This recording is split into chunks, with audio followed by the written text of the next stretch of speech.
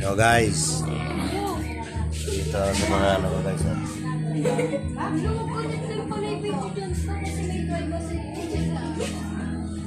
Breybas.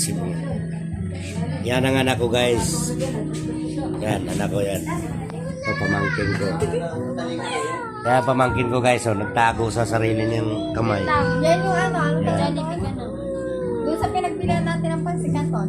Ito yung apo kong makulit. Bakit kasi kapag sinend ko po, ano, naman Ito yung apo kong makulit guys. Bakit kapag sinend ko? Tapos, Ano? pindutin ko na to. Naman mo. Tapos ha.